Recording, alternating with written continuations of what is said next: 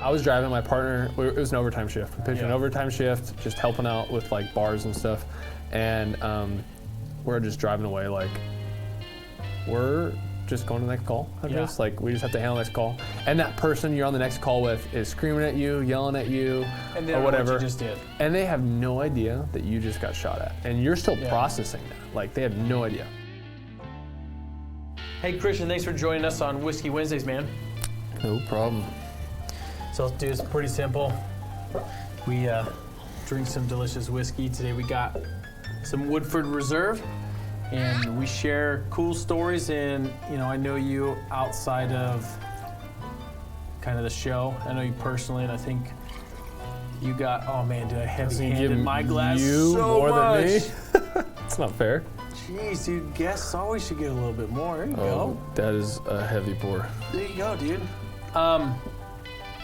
But you know, we were talking offline, and I know you got this probably really cool perspective, and I don't think a lot of people get to see, being that you've hit close to your 2-year mark on with a police department, and you're, from what I gathered when we had our talk last week, you're noticing the change in your perspective and how you view a lot of things. And I think that'd be a cool thing to share, but before we kind of get into that, do you mind just sharing how you kind of got your start in law enforcement, why you picked a PD, and we'll go from there with some stories? Mm-hmm. So before we start, dude. Cheers, dude. Cheers to you. Thanks for being here. Yeah, no problem. It's good. Always good, dude. It's always good. So I was probably like everybody else, just getting out of high school, trying to figure out what I wanted to do. I was in flight school through Liberty University. To be like a pilot? Yeah. I was in. Oh, you picked the wrong job. I was in flight school through Liberty. I was getting a degree in aviation, and I was flying out of an airport in Vacaville, but it was getting pretty expensive. It's very expensive to fly. So decided I wanted to start like my career, and I was kind of between military or law enforcement, and tried military, but I was already flying. It's a long story, but I was already flying.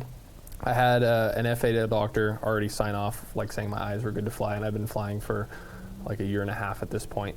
And an eye doctor at Beale Air Force Base said that like my eyes weren't deemed to fly. What? It was a big deal. Like between that and like the recruiters were trying to get me to get another eye test, and I just said, I was like, I'm not doing this. I'll just try something else. So I started working. I was working at Home Depot and Lowe's for a little bit, trying to figure out. Both of them? I was working at Home Depot, and then I was promoted to a manager at Home Depot, and then Lowe's offered me more money, so I went over to Lowe's for a little bit. Lowe's is where it's at, man. Home Depot's a little bit better, actually. No, I don't think so. Yeah, it is. Customer service is all about. Well, Home Depot does better, so. They do much better at allowing people to steal their products and walk out the store. So I will give them that. So I wanted to do something that like to me was like a service to my country. I consider myself extremely patriotic, so I want to do something for my country. And I kind of had a sour taste in my mouth about the whole military thing. So law enforcement was something that's always interested me, serving my community, and like honestly, it seemed like a cool job. It seemed like something that was very like masculine, and seemed very like kind of like a strong thing for a guy to do. And I wanted to do something I was proud of, regardless of the pay. Like I don't care what I get paid as long as like I can go home and I'm proud of the job that I do. And that's why I wanted to get in law enforcement. So applied to a couple agencies, looking all over Northern California, and I got picked up by an agency, and yeah, I just started PD, working. Right?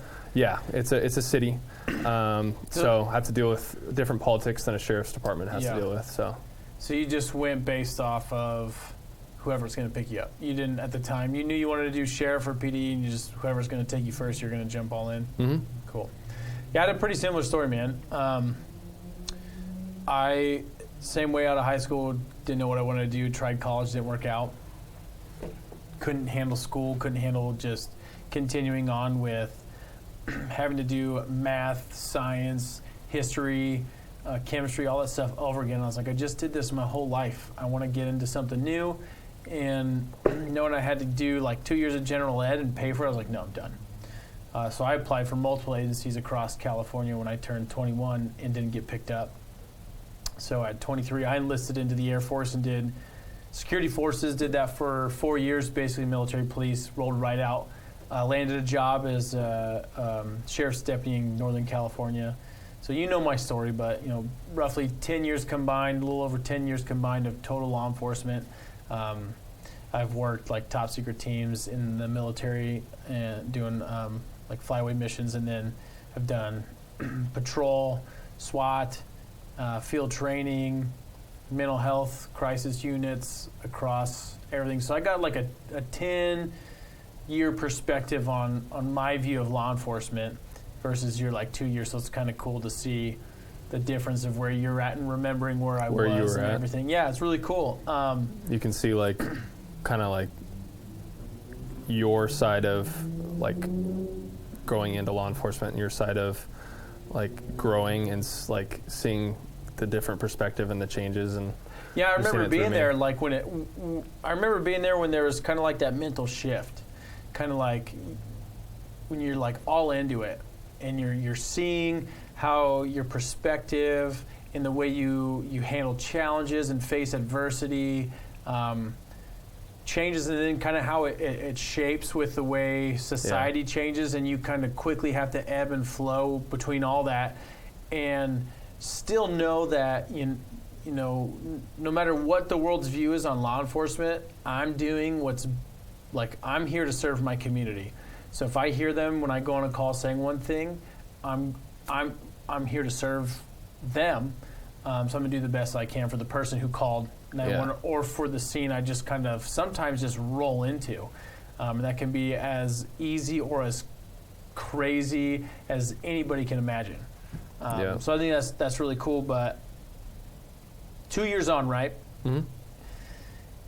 I know people always ask, like, oh, what's the most crazy thing you've ever done? What's the most exciting thing you've ever done? I want to just know, are there any positive or negative standout calls that just resonate in your head? Yeah. I mean, the job, I think, is more negative than it is positive. That's why a lot of guys get salty over. Yeah. Well, no one calls the cops for their best day. No, nobody hey, I just calls. got a promotion at work. Just want to let you know. Yeah, nobody calls 911 when they're having a good day. Yeah. So when you show up, you have to be that positive for them, which is cool. You have that effect and that opportunity to be that positive to somebody's really bad day. Back to your question about if there's any standout calls that are negative. Or positive. Or positive, of course. One that's negative that still sticks with me, probably the most, is I wasn't even on duty. I was off duty, going into work, and I was driving down a freeway, and I observed a wrong way driver. Mm-hmm. I was going south on said freeway, and the driver was in the southbound lane going northbound. And the driver of the wrong way vehicle ended up hitting a cop who was behind me. And I called it in prior to that, though. Called in that there was a wrong way driver on that freeway. Description of the vehicle and everything, and then when I'm pulling into my station, I'm just hearing lights and sirens, and like as you know, there's different types of like code runs, and you could just hear the tires screeching for this one. So I was like, there's not something that's good. Something must have really bad happened. They're all going towards that freeway. Yeah.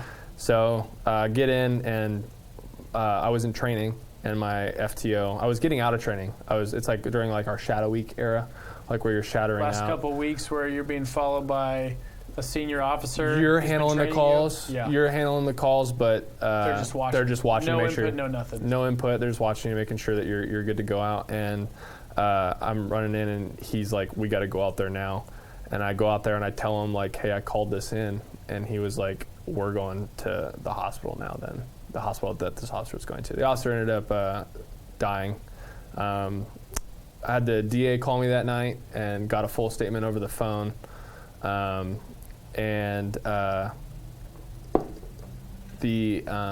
Sorry, not the DA. The DA did end up calling me, but this was a officer in that jurisdiction that had called me for a full statement because my phone number was still on the 911 call. So got a full statement, and the driver was super, super drunk and on sleepy meds, and just ended up killing that officer. So that's the one that probably sticks with me the most and that bothered me the most, because it's like I constantly replayed in my head like what I could have done different to prevent that. Like, could I have the car wasn't going that fast. I did have to swerve out of the number 1 lane, but to not hit him. But like, could I have slowed down and turned my hazards on to make sure he didn't hit? Like, my brain's going through all different scenarios to like prevent that from happening. But ultimately, there's nothing that you can do to prevent. So like, in situations like that, like your brain wants to come up with a different situation, but in reality, like, you did what you could, and that's it. And it's a sad reality, but so that officer worked for a different agency, not mine, but his wife worked for our agency, and that, like, I see her on a weekly basis, and I don't know if she knows, but it's like every time I see her, it's just like this gut-wrenching feeling in my gut that's like either she's upset or and that's what's like, that hits me every time I see her. It's like, just brings back everything. It's a good thing you've kind of come to terms with. There's really not a whole lot you could have done different. Yeah. Because when we sit and dwell on that, I mean, that's what can mess people up. Mm-hmm. Emotionally, PTSD rolls in, all that stuff. I think that there's like the two sides to your brain, that you have like this logical side and an emotional side. And the logical side in those trauma situations knows that like you did what you could do in that situation given what you had. Like, you just did what you could. But then the emotional side wants to like find a better outcome so that you're not sad, that you're not having this like replay in your head. And that emotional side is what just causes this spin of like you replaying it all. We don't work in the same jurisdiction at all. I mean, you're PD, I'm deputy. We're pretty spread out, but I remember like hearing about that one. Yeah. And it wasn't from you. I remember because when I was in field training, I had a similar call, but I wasn't the guy on the freeway or making the phone call. I showed up after, and it was my sergeant for my night shift was in the number 1 lane, and for some reason, he decided to change lanes into the number 2 lane, and he was going westbound on a freeway. Or no, he was going eastbound on a freeway, and he passed the car in the number 1 lane, not like he went to go around him. He just, cruise in, just made his change, ended up passing this car, and then seconds after he passed the car, a set of headlights went right by him, and his thought was, did that seriously just happen? Was the car going eastbound in the westbound lane? And before he even finished that thought, there was a head-on collision he put out, and I was the first on scene with my field training officer. So it was like taking the photos, starting the coroner's report, doing all that stuff. And it was tough. Like that, it's funny, man. You say that call sticks with you, this one sticks with me, and I was just telling my wife about it. Like, I remember the phones ringing in the cars for the people, and then I remember having to go do the notification for the one person in our county, and then we had to obviously pass on the one for the other person who resided in another county. Had nothing to do with alcohol, nothing to do with drugs. It was just an elderly person thought that they had turned onto a frontage road that paralleled the freeway, but they turned onto the exit ramp of a freeway and went the wrong way. And what do they do when they get on? I didn't know this till this call. They go right into the number 1 lane, because when you pass cars, head to head, you're always passing on the driver's side, so they'll naturally go to the number 1 lane. So if you're driving at night, which has happened on the night shift, always ride in the number 2, because you never know. Freak accident. This gal had no idea that she turned one turn too early. Yeah, I try to always drive right in the middle. Yeah. right in the middle of the freeway. So if you have more opportunity to move. My county only has a 2-lane. Just drive right in the middle, Yeah. right in between the two. Split the lanes. Split them. Oh, Mike fell. Yeah, it's crazy, man. There's so many calls that stick with us. And everybody's different. Like one call, we could be on the same call, and one call will affect me and not affect you at all. Like you're like, it doesn't bother me at all, and it could bother me like a lot. And then the next one could bother you a lot, and I'm like, it doesn't bother me at all. Like everybody's different, and I don't think a lot of people realize that because like one you could walk away from and you're just like, that was intense, and the other person's like, what are you talking about? Like that wasn't that bad. Yeah. But then the next one you go to, that guy who said that wasn't that bad may not even be saying anything, but it's really bothering him. And you're like, it doesn't bother you at all. So yeah, it's perspective. It's always like where you're standing, what you see, which is kind of why we always go in twos, right? Because you're not going to see everything, and maybe your partner sees something. So if you know the person you're talking to is going to go one way, I mean, it could be bad in 2 ways, right? It could be bad to where maybe they're going to get ready to fight. Or it could go bad as you're reading their face. You're like, oh my gosh, this person's about to have a breakdown. Like, I got to go from law enforcement hat to maybe therapist hat real quick. Or maybe like friend or like just to counsel. And you're just like throwing them on real quick and then just like being there for the person. I've had so many times where I'm on a call and the person, something that they called about, we show up and then all of a sudden we're there and it's like now emotions, I can just let it all go. And we're all of a sudden like, hugging someone, we're like, what's going on? And they're to console me, like, thank you for being here. And then they tell us what happened, and we're like, okay, like, let's work through this now. Mm-hmm. Or it's you roll up, and then you're like, oh, this is a nothing call. You maybe you're walking up to your partner all of a sudden sees something, and the fight could just be on. Mm-hmm. Absolutely. Those split-second decisions, man. Anything stand out, like, super positive? Honestly, like, The positive things are the little things, I think, are the like those calls that you go to that are like the shootings and the stabbings and they're like their worst days, and you're that little bit of light, or you and your partner are like, hey dude, it's gonna be okay, or like you put a tourniquet on somebody and it's saving their life, or you're doing CPR and it's saving their life. But in terms of like super, super positives, I don't know if I've had a call that stood out to me yet that's like, that's like really positive. Yeah. Not that I can think of off the top of my head, at least. But I mean, you brought up a good point, the little things. And I think that that's important to share with even people that aren't in this job, that we should all look at the little things as being positive, like the friend who's always there, the person who's always got your back, the friend that just like stopped by. I was like, hey, I brought food over because I figured you need a meal, or hey, let's grab a beer, or whatever it is. And people need to start looking at those as positive, because there's so much, we see it all the time, there's so much negative out there that it's like, don't forget that with all the negative, there's probably like 100 tiny little positive things that's happened that day. 100%. That you're going to forget about because that one big negative thing is going negative thing in that day overshadow it. Absolutely.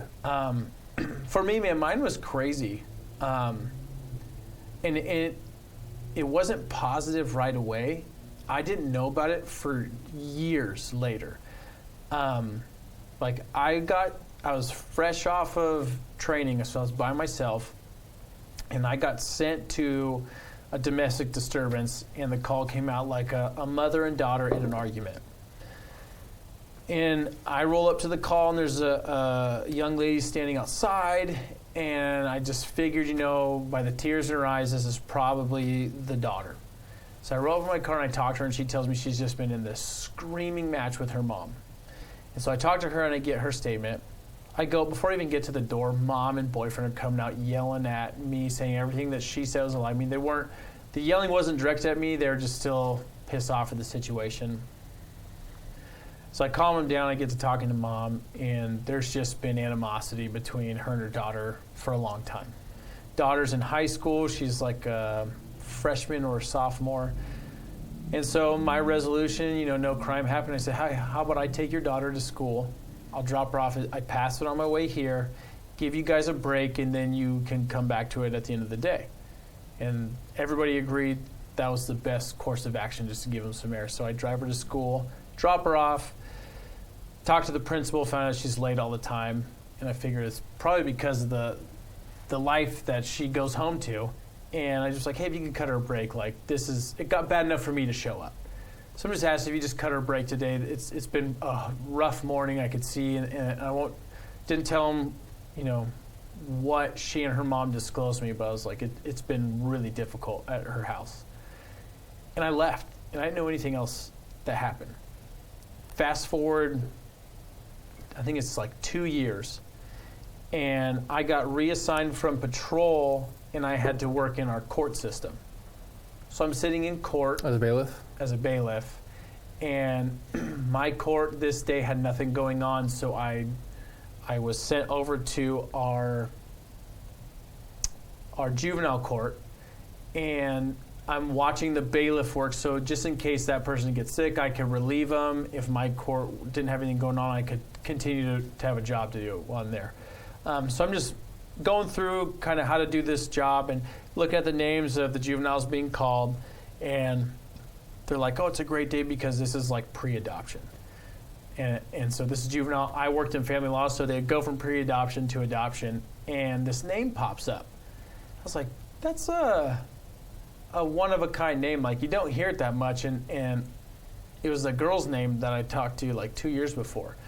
And she's in juvenile court. I'm like, oh, man. And the first thing that came to my mind was argument with mom, tardiness in school, like all these things were negative. So I was like, this girl's probably in trouble. And I said that to my partner, and the court clerk was like, no, she's amazing.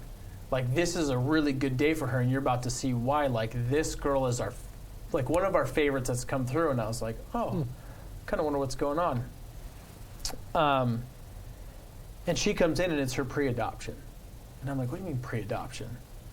So I started doing like a little bit of research through like our system to see kind of what happened after. I ended up generating a report about nothing. Like, there's no crime committed, but I was always told by a mentor of mine that if I ever handled a call where I transported or did anything with a juvenile, I should just document it. So I documented this call. There's an argument between a mother and a daughter, and I sent it off to CPS. So I found that report and saw it got sent to CPS, and then it went like a different direction. And so after the little like thing ended, where nothing dramatic like really happened, and she left, I didn't get a chance to talk to her. The clerk told me like, oh man, she did like a huge change, and she's getting adopted. I said, what do you mean she's getting adopted? So I'm working family law the next week. That court, she comes in to be adopted by a new family, and I'm like, hey, I don't know if you remember me. And she recognized me. She's like, you're the cop that started all of this. And I was like, what do you mean started all this? She's like, the day I picked her up from the argument and took her to school, she came back from school and her mom left. Her mom packed up the whole house and was gone. The report I wrote got to CPS, so when CPS called her, she was able to say, like, I don't have a home. Like, my mom's gone. I don't know where she is. No number, no nothing. And she got adopted by this awesome family.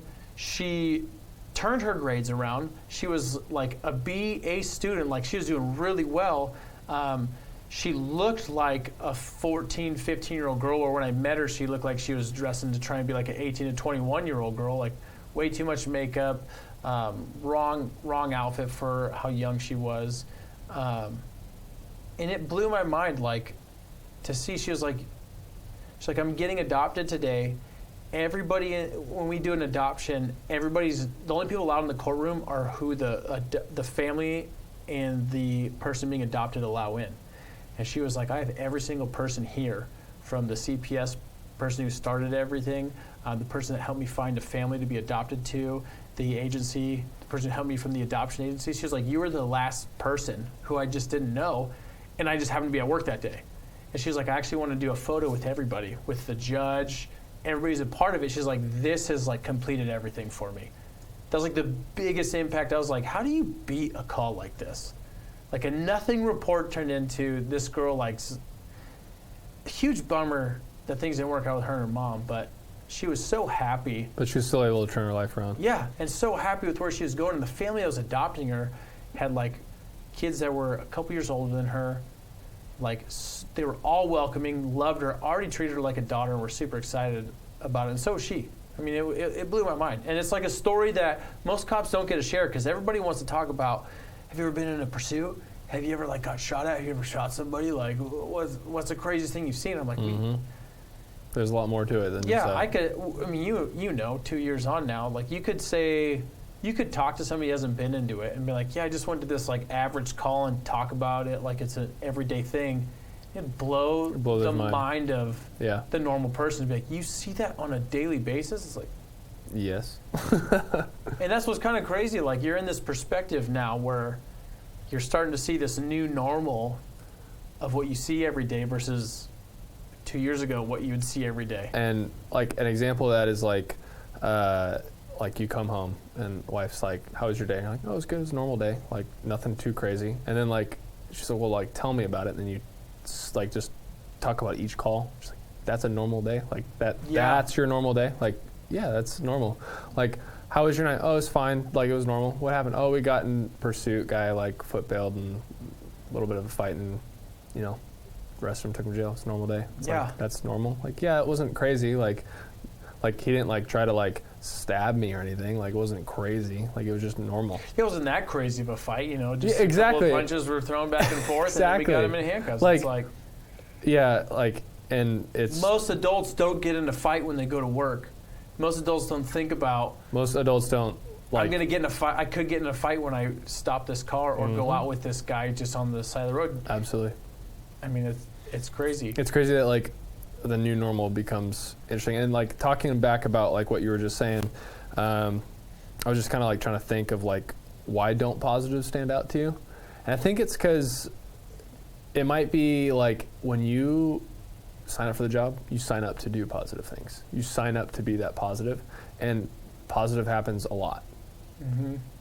But positive doesn't stand out to you for some reason. Like, I don't know why it doesn't. Like, that one stands out to you because I think it was like a years later thing. You're like, this is crazy. This was years in the making. I obviously haven't had something like that yet where like, you know, and it's an abnormal positive thing. I could have something, you know, 2 years from now where it's like, hey, you know, 4 years ago you did this for me and it changed my life. And it's like, well, like that's crazy.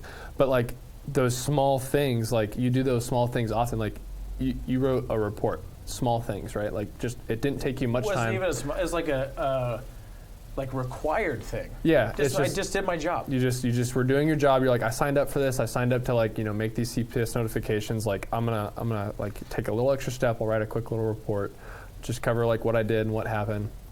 And that little thing to you didn't stand out to you until, you know, later it like popped up. You're like, whoa, that's crazy that helped. And it's like, we do those little things so much and those don't stand out to us because we're just like, oh, I'm just doing my job.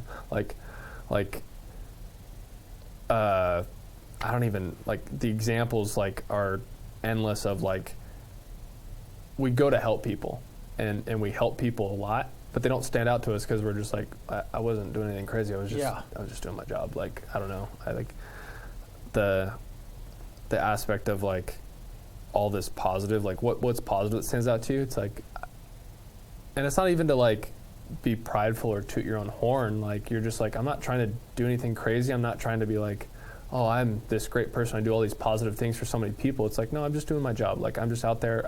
I signed up for this. I signed up to help people. I get a call for service. I go there and I do the best that I can to help them.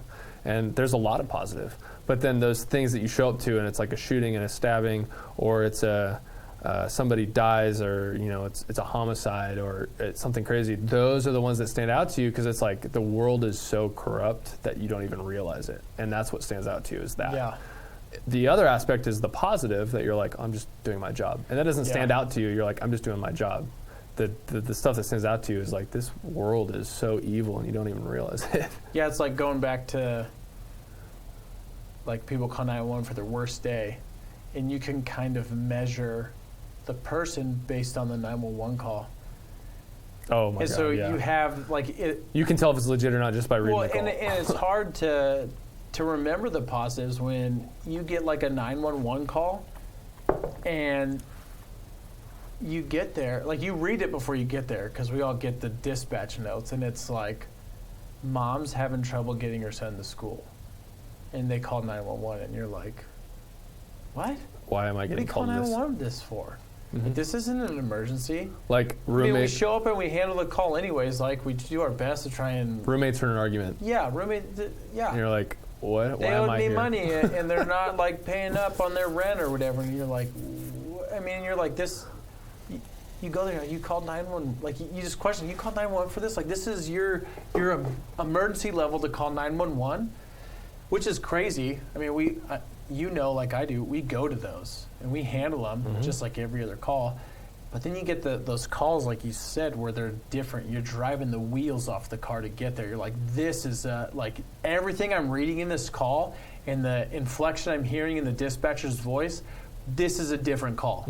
This is like, Absolutely. this is the kind of like 10% that we prepare for, though 90% of our job is like doesn't Nothing. hit that level. Yeah. This is the 10%. This is go time. Like, we're going all out to this call.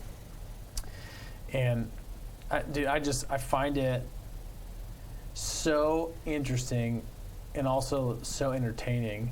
But I think those are so many factors as why we can easily miss the and also why not just us, but so many people miss the positive impact I think law enforcement actually has on society. It's just kind of like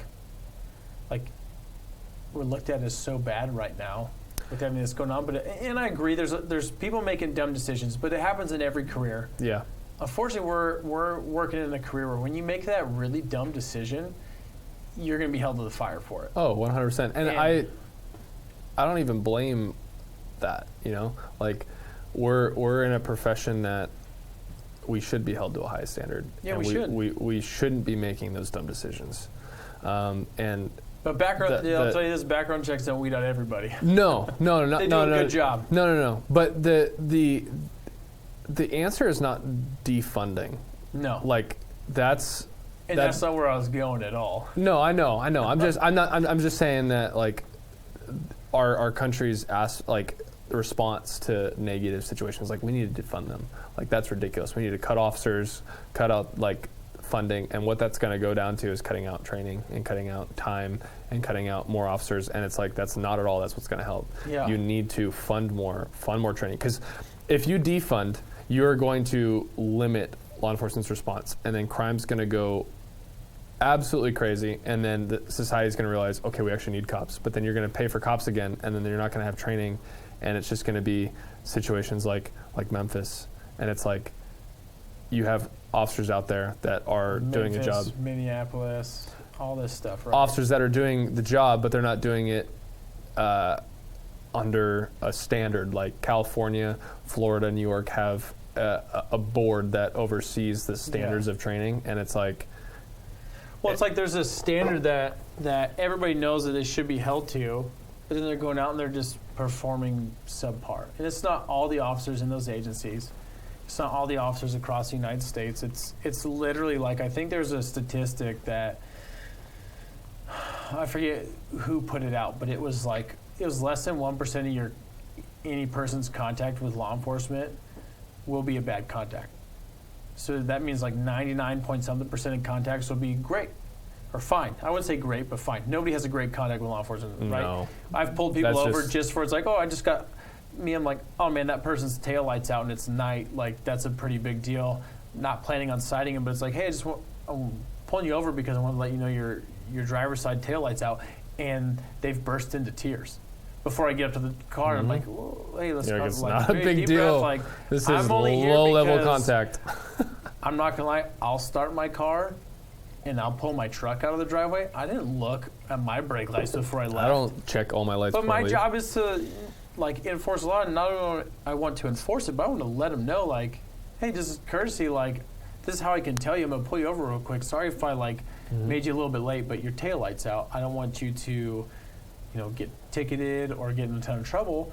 But this is what I need from you. Is I just need you to fix it. And if now you can say, if you get pulled over later, you can say, hey, I just got stopped, and I know, sorry, I'm literally on my way to here, and then I'm going to get fixed tomorrow. Yeah, and I'll go get it fixed. How else would they know? But they go to the worst because it's just the nature of the beast right now. And I don't think I'm on the same page with you. I think if anything, defunding's a negative thing. And I think big picture, if we look at it, big lens, that defunding is going to cause more harm. Right now we're looking at such a tight lens, like, cops are so bad, they're so corrupt, we need to defund them. Like, tight lens, yeah, but let's look at the big picture of what happens with that. Big picture, that's going to cause a ripple effect that, like, it would take decades to fix. If we put a little bit of money into, giving agencies a few more, like, backgrounds, detectives, a few more areas where they can weed out maybe some of the people that they could possibly weed out during the hiring process, or money into training. So when they go to like calls where it's like, I mean, you go to calls where it's a split-second decision where it's like, I'm either going to be on the news or I'm going home and everybody's fine at the end of this, and you don't know which way you're going, and you have less than a snap to figure it out. It's like, you have more training to be prepared for that. You're not even going to be thinking about the negatives because you're going to know I did everything within my training. And this is even controversial for California, so hopefully I don't upset anybody. But it's too late. Did you wear a badge so you upset? I've already upsetting people. So, I mean, we can talk about training in California. Let's talk about post and post-training. Post-training is considered some of the highest in the country. Mm-hmm. How much time in the academy did you spend batoning a bag? We did quite a few for my academy. And have you ever batoned somebody? No. It's like, I think we had. Imagine the amount of time. Imagine the amount of time that you could have taken batoning a bag to taking it to the job. Like I have never batoned somebody, and I never plan to. I'm not saying that that's something that like I wouldn't have to do. You definitely get circumstances where somebody's high on PCP and they just don't feel pain, and you get them in a twist lock. Like, I've been on a call where a guy took a knife and stabbed an officer in the head, and the fight was on. And don't ask me why the guy wasn't like shot, because if you stab an officer, that's lethal force at that point, regardless of opinions on like. By law, that could kill you. A knife is a weapon that can kill you, and that is lethal force. That guy didn't die, but the fight was on, and the officer that got stabbed in the head broke the suspect's arm. He was just high on meth, out of his mind. Yeah. Super high, and the officer was fighting him and put him in a shoulder lock and was bending his arm to get compliance, and when bending his arm, his forearm snapped.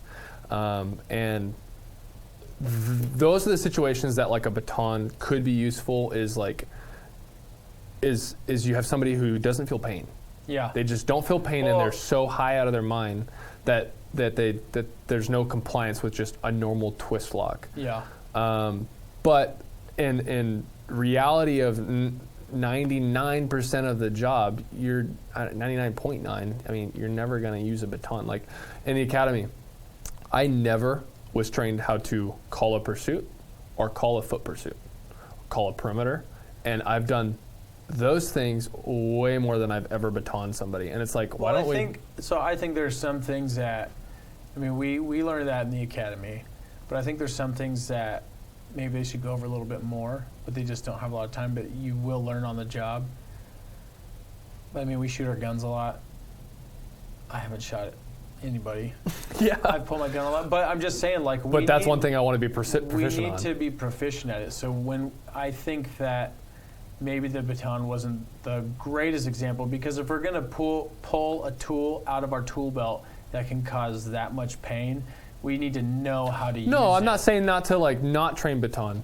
I'm just saying, like, yes, absolutely, we should be proficient at how to use a tool in our belt, and we need to train that. If we have the tool in our belt, we need to train it. Absolutely. That's not what the aspect that I was saying is it's crazy that we'll train something that we've never used, but then we won't train things that we use on a daily basis. Yeah, and I think that's the tough thing is, like, you probably went to an academy more, like, directed towards your agency, and I went to an academy that was like a hub where many agencies would place candidates into. And we'd have PD, sheriffs, all coming in, and each one's different, right? So like your backup could be 2 to 5 minutes away, 100%. where I'll be on a call, and there's times where I know my backup's 45 minutes away. 45 minutes out. And I'm by myself potentially contacting a dude that wants to fight or who's not going along with the program. Or maybe I just got called and I showed up, and the mere fact that the sheriff's car is in his driveway is causing him to lose his mind. I haven't even said a word yet, and I'm already in a verbal altercation that I didn't even start. He's uncooperative, and your backup's 45 minutes out. And I'm already asking for backup because I don't know where it's going to go.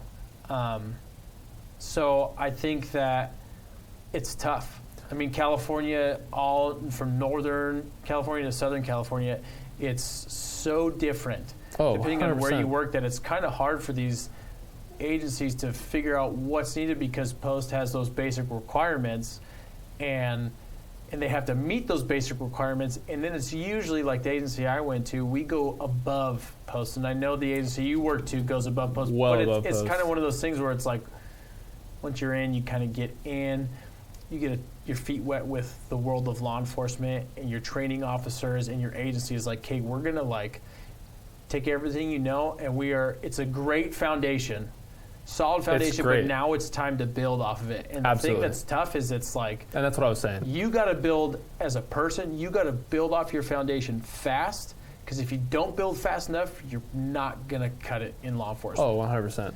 And I think that from my angle, and I'm just, dude, I'm a nobody, man. I'm just basically a beat cop who's worked a couple different positions inside my agency. I'm even lower than that. It's all going to depend on the people within the agency and what they pour into you.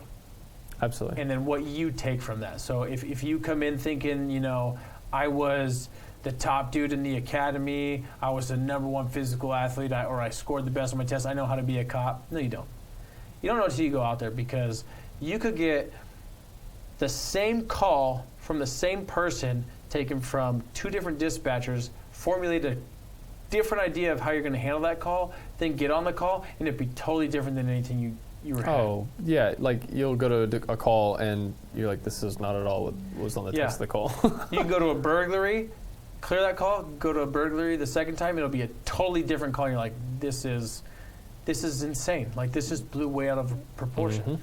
Or this was not at all what was in the call, and this is totally different, and this should have been blown to the max because I need like everybody here. Last night I went to a call that was a burglary in progress. Based on the text of the call, it was a burglary in progress, which you would think is a code 3 run, like lights and sirens. Like, that's what like a normal person in society, if they did a ride along with a cop, would be like, we need to go code to that. Somebody's breaking into somebody's house. But you're like reading it, you pull up the history of the house, and you're like, I don't think it's a legit burg. And you get there, and it's a roommate dispute. It's not. And that's what it was. It was a burglary in progress per the text of the call. But I was just like, it's not. It just doesn't read that way. And you get there, but it doesn't read that way to a cop. But then you get a citizen that reads it, and they're like, no, somebody's breaking into their house right now. We need to go code 3. And you get there, and you're like, no, it was a roommate dispute. Like, it was not a burg. Yeah, it's crazy. Like, I would encourage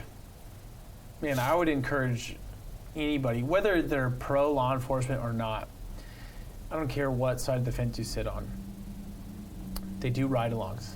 You should at least ride with them, even if you only get a 4-hour shift. Yeah. And to see kind of what they handle, because it's easy to Monday morning quarterback. And do a ride-along in the area that you live in. Yeah, and you kind of get a taste for it. Like, if you live in the nice suburbs of LA, you don't need to go do like a ride-along in Compton. Do a ride-along in your area to get a feel for how the cops in your area have to deal with the job. Yeah. And it's just, it would just change the person's view of law enforcement tremendously. Yeah, like, and then I think it humanizes the person behind the badge. Oh, 100%. Because so many times I feel like we're looked at as, like, you're not Christian, you're not a husband, you're not... no. If I'm in uniform, I'm none of those things. You're just a cop, and that's it. You're just a badge. I'm not a husband, a father, a son. Like, I'm just you're like almost like a robot to people. Yeah, you're just you get to see like an entity of the government. I mean, dude, I've been on calls where, like, we clear it, go around the corner, and it's just like me or my partner break down, just with what we had to deal with, what we saw. You don't get to show that to the person. Have you ever seen? Have you heard of NF? Don't fill it up all the way just yet. Just I'm gonna do it. You said you got something special. I got something special. Add a little bit. Yeah, to just each. a little bit. By a little bit, I just you know who NF is? The rapper? Christian rapper, yeah. So he has a song called Paralyzed. Yeah. Have you ever heard it? I have. It's good. There's a law enforcement video on YouTube. I don't know the name of it, but it's called Paralyzed by NF, and then you can just look up like Paralyzed by NF and like cops or law enforcement or something. And there's a video. The video's like thumbnail has like a black logo with like a thin blue line through it, and it shows that. It shows cops being in shootings, but then the body cam afterwards where like they're just sobbing and crying because they just shot somebody. And it's like you watch on the news and you see the body cam of him shooting somebody. You don't see the 5 minutes later he's bawling his eyes out and screaming and he's yelling the F word and he's yelling all these things because he's just like, I didn't want to do that. Like you can tell and you can see the human aspect of it, and you can see the split second decision that he had to make, and that he made the right decision. Like the guy in the car was like, there was one that stood out to me where it was an officer that was on a traffic stop. The guy in the driver's seat is like reaching for a gun, grabs it, and then points it at the officer, and the officer shoots him. And then 2 minutes later, he's behind the truck just crying and screaming and like just sobbing because he just did that. And it's like, it shows the human aspect that you think that like cops are like, and it's the same thing with like, I don't know, because I haven't worked any military job or like any special operations, right? But I would think it's the same where they're still humans. Like you look at Navy SEALs and you think, oh, they're just like these robots, and they're like the most badass humans on the planet that can just go through and boot doors and shoot people, and then that's it, and they go home and it's their job. And it's the same with the cops. You're like, oh, well, cops get in pursuits and they like tackle people and they get in shootings, and that they're these robots that are just like so cool and they do these things. And it's like, no, they're human beings that have emotion and that do things that like that hurt them and that stick with them and that replay with them. And they're not that these robots. Like they're human beings that still that still have families, they still have wives, they still have kids, they still have an aspect to them that people just kind of forget almost. Yeah, like, I mean, when I was in the military, I was basically working military police. I didn't get deployed. I worked on this team that did some top secret missions, but it was all stateside stuff, so I never got deployed. Just did law enforcement on my base and security, and then like coming and doing like real law enforcement, like every day being sent to calls was just eye-opening. And I mean, I haven't luckily been in a position where I've had to pull the trigger, but I've been close. I could say I've been on calls where things are going one way with weapons in other people's hands where the trigger was being pulled, but not all the way, and then we're able to gain compliance. And you're just on the wall. And I mean, dude, that like taking a step back after that and like really like being pulled aside and having to talk to a supervisor or a beat partner about like just the rush of like, I mean, there's no equivalent to the rush of emotions that just come through, and I can't imagine the rush that comes through after having to stop the threat by shooting somebody, and whether they unfortunately die from the encounter or not. Like, dude, it takes a toll, and people just don't. They just think that. I mean, I don't know what they think, because I can only look at it from my perspective, and I'm like you, like, hey, they made the right call. Easy to say, not easy to say when you're the guy who pulled it. Because I've talked to guys, and they're like, I don't know if I made the right call. Like, could I have done something else? I mean, they have all those questions, like how you had on your car saying, could I have done something else? Could I have done something better? Could I have said something else? Yeah, the emotional side of their brain is spinning. Yeah. The logical side of their brain is like, there was a gun and I went home. That's what the logical side of their brain says, but the emotional side was like, could I have just like done something different, or could I have like maybe gone to the different side of the, like that? Their brain's going to start spinning in so many ways that's like, could I have done something different? Yeah. And it's like people kind of forget that, at least I think people forget that we're like your neighbors. We sit next to you in church. We'll pull up a seat next to you in a bar. We're at the kids' soccer game with you. We're just the other person. The only difference is we willfully signed our names to a job to go out and make sure that the streets are safe. And most of us do it as best as we can. I can't speak for everybody because clearly there's stuff in the news that it's saying the opposite. But I mean, there's for how many stories come up, they never bring up the thousands of good. Because there's so many guys out there that I talk to them every day. Their hearts are just always in the right place. They want to do as much good as they can. Mm-hmm. And I don't think people realize that sometimes it's not even up to us if the call's handled. I mean, we'll handle the call a certain way, but if it doesn't go that way with court in the court systems and stuff, it kind of all gets dumped onto law enforcement where there's so many pieces to the puzzle that it may not always be us, but we're going to do our job to the best that we can. Most people I work with are going to do the job to the best that they can. Absolutely. And there's other pieces along the way, but regardless we're of the ones that are in the efforts. light. We're the ones that are out there every day. We're the ones that everybody sees. So if something doesn't go the way people would like, it's law enforcement's fault. Even though they don't know that maybe the cop's like, this is the way I want it. Like, I hope it should go because based on everything that I saw and the way I wrote and the way my report's laid out, and then something happens. Mm-hmm. And it's like, we're easy to blame. We take it, we shoulder it, we roll it off, and we keep doing our job. But I just don't think there's a lot of humanization behind it because I just think people don't see it. They just see a badge and a gun, and then they see all the negatives that come with badges or guns that's constantly pumped down our throats visually from the news. Because I shouldn't say who wants to, but not too many people are picking up the good, hearty stories, the feel-good stories, because they don't sell as much as, I believe they don't sell as much as fear and scariness. Because I'll tell you this, dude, during COVID, when we were saying, what's your best experience? Like, I can't tell you, like during COVID, I was out there working every day. And mask on, whatever they were saying, we were working. Whether we agreed with it or not, we were out on the streets. We went to work every day. I didn't get to go home. I didn't get to do my job from a computer. I didn't get to be around my family through COVID. I was in a car every day, still having to make traffic stops, still having to stop people who were doing burglaries because they were pretending they had COVID and stealing a whole bunch of stuff, domestic violence, everything. I was there every day I was at work. I showed up. And I'd have parents, as they came to gas stations with their little kids, hey, that's a police officer. Like, he's doing a good thing. He's making us safe. And I would take every minute of my day to show that kid, like how cool we are, how nice we are. Because I'm like, he's the future. I don't want him to think I'm a bad guy.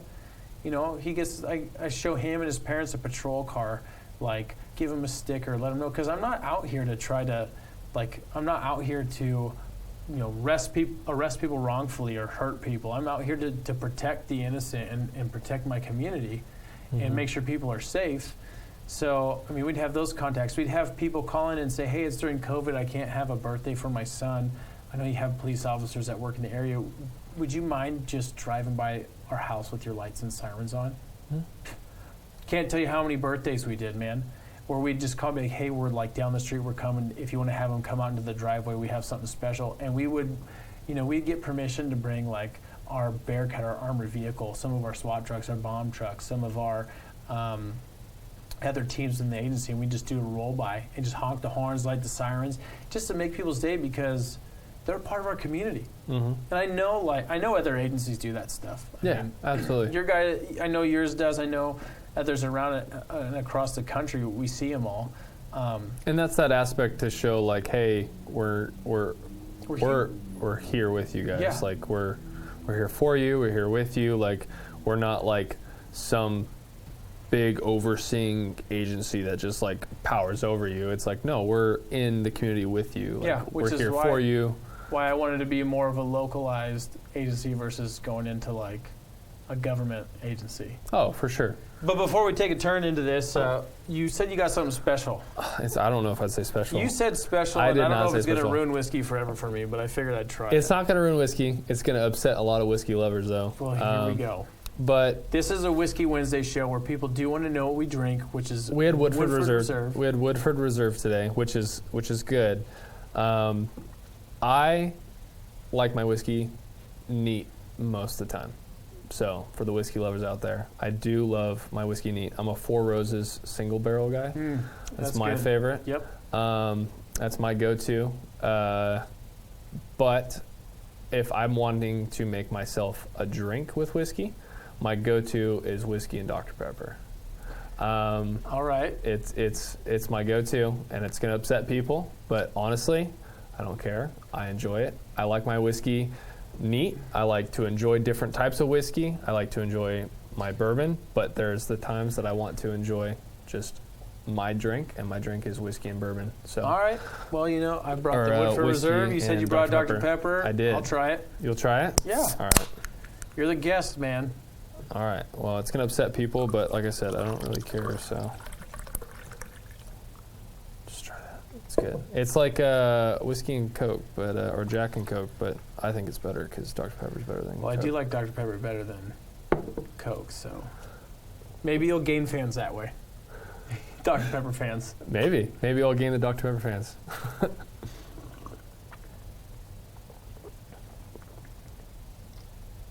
You can hate it. That's okay if you don't like it. I'll drink it. It's okay. It's okay. You don't like I it. did like my plain whiskey, but Okay. I You can do go like that. Dr. Pepper, so that may keep me drinking this. We may have just gone from the number one news show to To the bottom because of this. That's fine. Yeah. But we'll blame it on you. It's easy. You can blame it on me. Never invite me back. I do want to take a turn. I don't want to go political. We kind of like scratch surface on that. We'll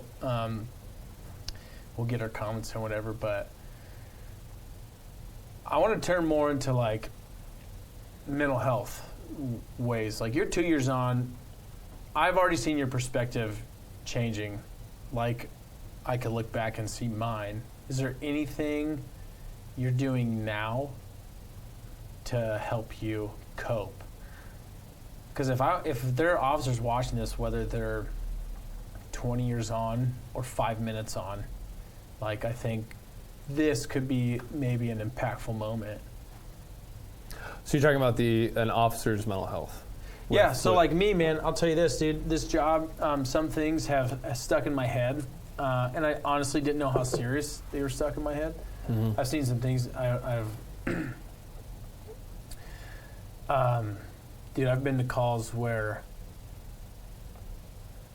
it was like a guy called for his buddy tried to commit suicide with a gun, and I rolled on to scene, and it's a mess, and the guy's trying to save his life, and I could clearly tell that he's not going to live. We do a little bit of care before fire shows up. Before fire even shows up, guy's pulse was gone. Nothing was bringing him back. And I interviewed the guy on scene, and after my interview, which was a long emotional interview with him, I walked back inside while detectives are doing their thing because it was with the firearm.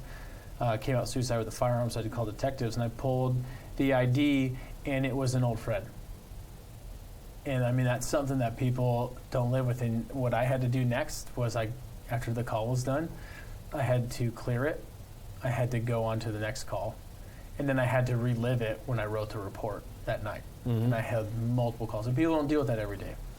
I had... That's one of several, but what I was trying to say is that's one of several calls I've noticed that I've like held on to. It's like as I drive by that area, on or off duty, he always comes to mind. And now that it took me a while, but Did your sergeant know that you knew that person? Yeah, they all did. Like I said it out loud. Like what I thought came out of my mouth without knowing, and everybody like freaked out because I had just done this super long interview that they didn't want to make him relive the interview again with Right. somebody else. because it was so traumatic for that guy because he was there. Now I'm having like an aftermath traumatic experience because I knew him, and I said, don't re-interview him. I'll write my side of the report. And my sergeant was like, hey, that's all you're going to do, which was great. I mean, our office does a fairly good job of looking out for each other. And I mean, I can't say it's perfect because every agency, everybody's got flaws. There's but mistakes. they do a good job. So I got pulled off of the primary, and I just had to write what he told me, which wasn't, I already had the recording and everything, and it was just like listen and type. But it's one of those things where, I started going to therapy later on in my career. And when I say later, I mean like much later. And I wish, like if I would have known what I was going to see, and I have a buddy in the agency who is actually one of my training officers, and it's like every couple of years, like I just go through like a year of like really hard calls. I'm like, man, I just can't think of anything else like I could see that would surprise me. And he's years ahead of me, and he's like, you'd be surprised, like every time. And every time he's right. But if I just would have known like the hardships and the stuff I was going to see and kind of what I have to almost like pack up neatly and put in my backpack of emotions so I can keep going with the job, I would have been in therapy from day one. Not because I don't think therapy is a bad thing. I think it's super helpful for just about anything. But even if I didn't have anything to talk about, I would be given tools to prepare me for what I was going to see, so I knew the moment I saw it, I would know what to do with it. Mm-hmm. So that's, mental health wise, that's what I'm asking. If you've even looked into it, entertained it, if you're doing anything. And if not, then this is me telling you should. Telling me that I should. So I'm pretty lucky. I've got a entity of my family that has a nonprofit for law enforcement to where they help law enforcement in those situations and they help families in those situations. So those calls that like you'll come home and you're literally just sitting on your couch and you're just staring at the wall thinking about it. Mm-hmm. I think the best thing, I don't know what it is about talking, but talking is huge. Like not just sitting and thinking and being like, it was fine, but like physically like going from the start of the call to the end of the call is helping you process through it is huge. I mean, I can go from calls to where an officer dies to getting shot at, to babies dying, to me holding somebody and they die, to happy call, to a happy call, to showing up in somebody's brains around a driveway, to like literally like if you can think of it so far, and you say that you'd be surprised. I know I'm going to start seeing things I've never seen before, but at this point, it's like you said that like I think I've seen everything you could possibly see, and it's like that's kind of where I'm at like almost a 2-year mark. Is like I think I've seen a lot, and I know I'm going to see more. I know I'm going to see more that I'm like I didn't even think that was possible. Yeah, and those calls though that you're like showing up on, you're like, and you're thinking about, just talking is huge. It's huge. Like, I don't know if my mental health behavior in terms of like how I handle those calls is the best or the answer. I don't know if anybody may have the answer to that. But what I do is after like one of those heavy calls is, so having a support system at home is huge. And not everybody's support system at home is the same. You get like, for instance, so I have a wife, and not all wives are the same. I know a good friend of mine, his wife is not the same as my wife, and my wife wants to know everything. My wife wants to know this. If I have a bad call, she wants to know every detail. Like, regardless of how gruesome or how gory it is. Yeah, but you're lucky because your wife's like what, a daughter of a law enforcement. Yes, so wife's a daughter of law enforcement. So she grew up in that. Exposed for a long time. She's been exposed since she's been born. So definitely lucky in that aspect. But then there's some support systems that they're like, I don't want to know anything. Like, and that's fine because secondary trauma is a thing. Like, you tell somebody like, hey, this is what the call I went to, and that person can be traumatized. So, not to say that, hey, like my support system's better, because like you can go home and have like a family that's like, I don't want to know anything, and that's fine because that can be traumatizing to them. But you need something. You need to have somebody to talk to. So I'm lucky in the aspect that I can go home and like tell my wife like, hey, this happened today, and this is what I'm thinking about. Like, and this is why I'm thinking what I'm thinking about. And just hearing them talk and helping you process through it is huge. If you're still thinking about it, like I can then go talk to my other family members that are in that side of law enforcement with mental health, and I can be like, hey, this is what I'm going through. And with that call with that officer that ended up dying, that's probably the biggest one.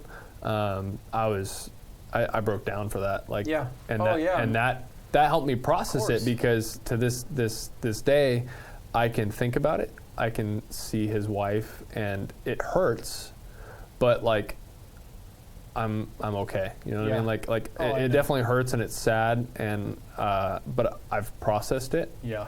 And I've moved on. There's so many. Another call. I've been shot at. You showed me the video. Yeah. We were talking about that. Yeah. And that one got my brain spinning for sure. Because I went home, and the craziest part about it is the next day I was at a family's house where it was like a barbecue. Yeah. And I was just sitting there all day just staring straight ahead, thinking about that, like thinking about the sounds and where I was. And what people, I just want to lay this down a little bit, because it wasn't like, when you say shot at, like you weren't in a hot call. No, it was from what you showed me. If you're talking about the same incident, like, and that's what people need to understand is, I think when you're in a situation where you know you're going to be in a fight, mentally you can prepare for that. 100%. Like, you know, like, okay, this guy. I mean, this could be from anything. I'm not talking from cops being in a fight. I'm talking any guy who's like in the bar, in high school, somebody steps up to somebody, and you know a fight's coming.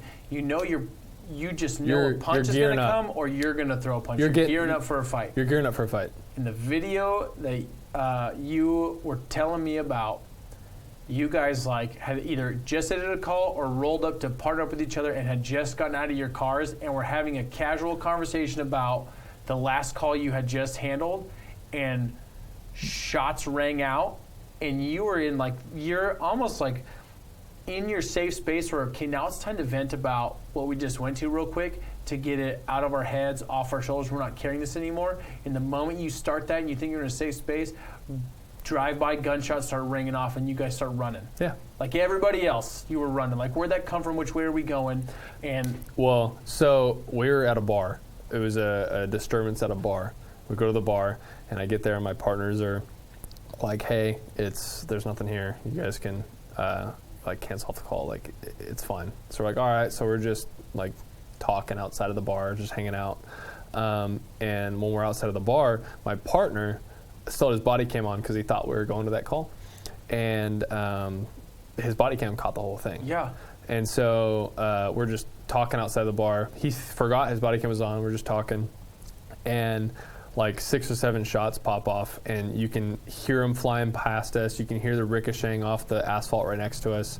And then like your first initial reaction is cover, because like your first reaction when you showed me that was, you stood there and you went, are we getting shot at? No, first reaction is turning and looking at the gunshots and being like, is that gunshots? And then you hear the ricocheting and the whizzing. Yeah, because it was like 4 shots before you guys moved. Yeah, and you hear the whizzing and the ricocheting, and you're like, those are gunshots at us. So then you run to cover, your gun's drawn. Those are your first initial reactions. And then you're sitting there processing, okay, what am I doing? What's going to happen?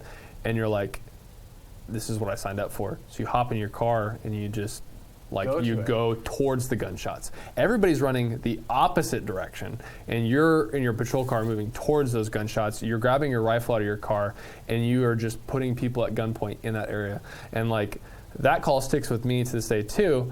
And it doesn't bother me at all. But that day, I remember the next day after that call, I was just like in a daze for like a good day or two, like processing like how close were those gunshots. I mean, I like we were talking earlier that like the I could have died like moment, like that's a real one. That's a real moment for sure. And you know, just so you and I have different terms, and since I've been caught in this saying the right thing, but it being interpreted wrong, I want to make sure that people watching this know what you're saying. So you're saying you're putting everybody at gunpoint in that area. You're not really like shoving a gun in their face and yelling at them. But as people are running and you know where the shots are coming from and you're going towards a threat, you don't know who's a good guy or who's a bad guy. So as they're coming, I mean, your rifle may be out, but it's lower, and as people are coming, you're ready to react. You're like, okay, move past me as you're moving to the shots. So yes, it's the gun in their direction, but you're not just like, you're a bad guy, get on the ground. Well, no, actually, I'll be completely honest. Like the parking lot that the gunshots were coming from, we ran right towards that parking lot, and there were two dudes, hooded sweatshirts. So that's different. Then I'm talking like people running away. No. You're going to people with two dudes who are just standing there. Standing there in the parking lot where the gunshots are coming from, and we're putting them at gunpoint, proning them out, and they weren't even related. But you don't know that. We don't know that in the moment. You don't know that in the moment. That's where the shots came from. They hadn't left. They weren't running away. I'm talking to the people who are running. Running away. No, you we just weren't start pointing down. their guns up. No, but the not moment at all. you roll up on somebody who's in the parking potentially lot. Could be because that's where the shots came from. They're not leaving. They're just standing there staring at, like looking at you. Yeah, absolutely. You don't know. So people run in the opposite direction. We roll a lot on the unknown.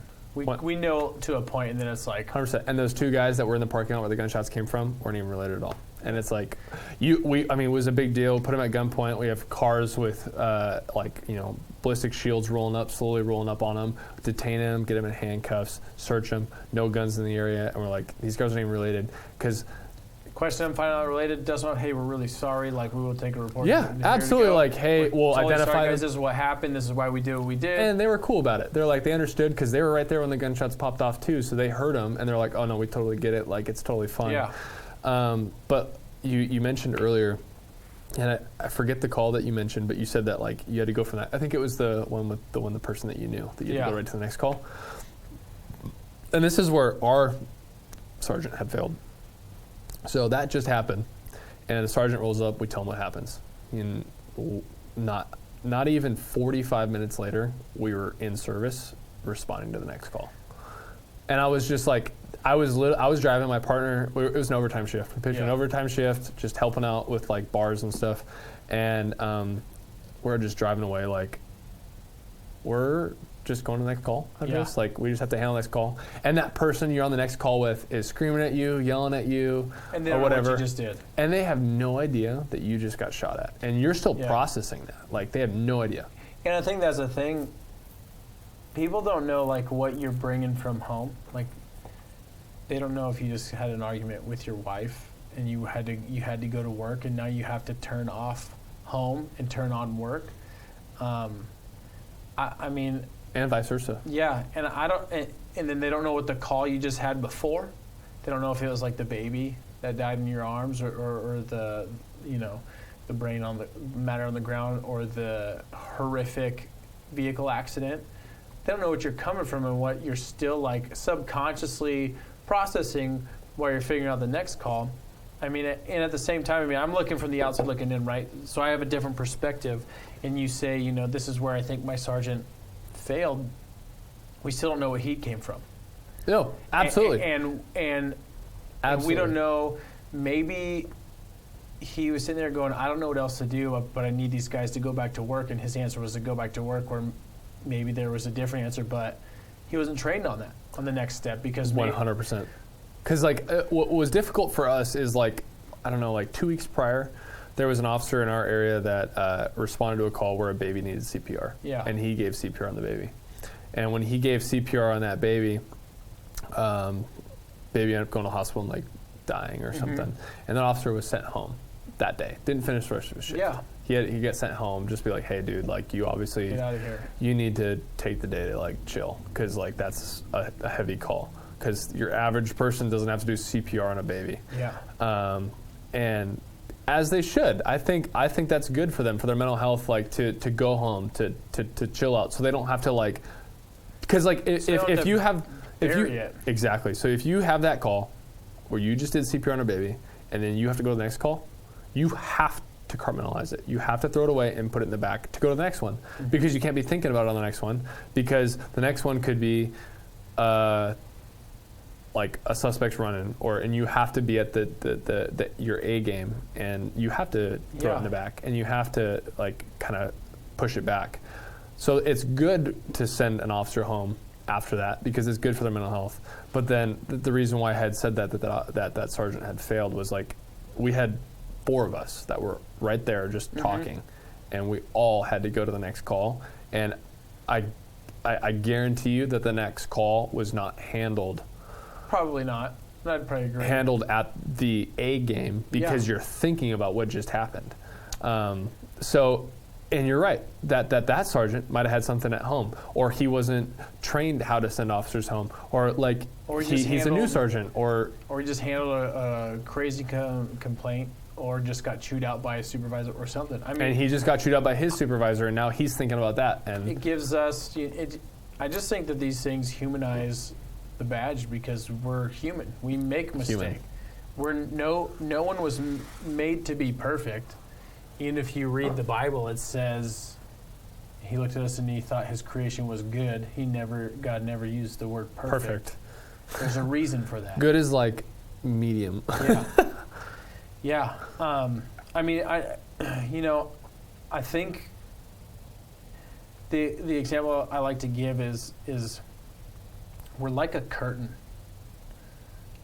Law enforcement across the nation is like a curtain. People don't know what they don't see. They don't know what's on the other side. Law enforcement across the nation does a really good job in general of keeping like that curtain up and protecting society from the bad, but sometimes it slips through. And the time it slips through, it blows up, but they don't realize all the times that we're there. They don't realize what we bear curtain's not to a solid be a wall. part of that curtain. Yeah, it's not a solid wall. There's gaps in the curtains. Yeah, you can slip through a curtain. You can go underneath. You can go in between. You can go around. You get close enough, you can usually look through a curtain. I mean, it's not like you get close enough, you can push right through curtain. It's like you could look through it. I think that's a good example. I think it's good because it's like it blocks it and it blinds it from the other side, and you can't see the other side. But it's not perfect, and it's not a solid wall, and there will be things that leak through. There will be. And if people want to defund it, I don't think they'll understand. There'll be half a curtain. When the curtain gets pulled down, what's behind the curtain. There'll be half a curtain. And it's funny, it's like, following the Minneapolis story a while ago, and they moved and disbanded the Minneapolis PD and then scrambled to get people back. It's dangerous, because it showed that the guys who were putting up with it and doing it for so long, who finally, when they were told it's no more, and left and went to other agencies and they were doing hire backs, they didn't want to come back. No. So it's like, and then the new hires have a problem. I mean, there's a problem. If society says there's a problem and we work for society, then there's a problem, right? So getting rid of it's not the answer. So what do we do to fix it? So instead of looking at it as black and white, we got to get rid of it and defund it. Well, why don't we just look at how do we fix it? Because there's a lot of really good people that work inside of law enforcement. Absolutely. I'd say likely 99% of the people that wake up every morning to do it for the right reasons. So let's not get rid of the ones that want to do it for the right reasons, because what if the majority of them don't want to come back, and now you have people that are just like, oh, it's a job and it pays pretty well. Now we have a bigger problem. Well, so we have this problem. Let's look at third party, uninvolved. How do we fix this? Like cops have to do. We go in. Somebody says one thing, they say the other. We have to come up with a solution. Why don't we come up with a better solution than, picking one side or the other and defunding it, or doing what this side says, and find one that seems to help both sides. And guess what? It's not going to be perfect. No choice is perfect, because it's going to come from people. So I don't look at any choices that this is going to be the perfect choice, but it's a choice and a decision. We could try it, and it may be evolving and living in something that law enforcement maybe like normally does. It just changes as new laws change, as new laws come into effect. We operate differently. I don't know many jobs where on a daily basis you may be getting handed, hey, this just came out from this circuit court, or this just came out from the Supreme Court, or this law is coming into effect, so we need to prepare for it. And on a daily, monthly, or yearly basis, we are working through new problems, new laws. We have to be ready to either enforce differently, enforce stricter, whatever it is. I don't think people... I don't know from my friends that work in business that go to work and they're like, oh my gosh, dude, it's changing every day on how strict their policies are. Where I feel like what we go through, I mean, may not be daily, but it feels like it's just constant. This is changing. Be prepared for this. And we just go with it. We learn to adapt and we overcome and we keep moving and we keep doing the best that we can. Mm-hmm. Absolutely. So backtracking quite a bit, actually. We don't do that on the show. We're going to backtrack a little bit. So on the very first question you asked about the my perspective of the difference between like when I first used society versus like now, it's something I think about even on my days off. Is like, and we can ask each other this right now, is what do you think the average person thinks law enforcement does on an average day? Like just a normal person who has like a normal 9 to 5, has weekends off. What do you think that they think law enforcement does on an average day? Well, the news tells me that the average person thinks that we're just out to take everybody to jail, innocent or guilty. My friends and family that aren't cops think that we're actually out there to just, protect them from the really bad. And I don't know where the split is on that percentage. I don't know if it's 50-50. I could tell you I don't believe it's 50-50, but I don't know where the split is. Because I think that they have no idea. Like they just like there's just that they're guessing. They have no idea. Oh, probably. Which is a problem. Like regardless of the jurisdiction that you work in, I don't think that jurisdiction knows what their officers do on a daily basis. And like whether that be the gun arrests, the foot pursuits, the vehicle pursuits, the rape calls, the stabbings, the shootings, the roommate disputes, the civil disputes, trespassing, burglaries, and the difference between the shifts, between day shift to swing shift to graves, is world's difference of calls. The day shift officers deal with the trespassing. The swing shift officers deal with the people that come home from work and they're drinking and they're now fighting. And then the grave officers are out there and they're getting into like the people that are on the road at 3-4 a.m. that are not your average citizen. And it's like there's so much different types of law enforcement that I don't think like, and the reason why I think this is because I didn't know this. When my perspective of the world and of law enforcement prior to law enforcement is 180 degrees compared to now. Like completely different. And I like when I was, and it's obviously as a 20-year-old, 21-year-old, 22-year-old, 23-year-old working, and then somebody who was respective of law enforcement, what they did, I still had no idea what they did. My view of the world and of law enforcement is completely different as to now. And I don't think that as a 23-year-old, my view of law enforcement is much different than of a 40-year-old or a 45-year-old of law enforcement that has never worked it or doesn't understand it. Because like that wouldn't change much. Yeah. All you really know about law enforcement is what you see on the news. Like that's all you know. That's all you know. That's all you watch.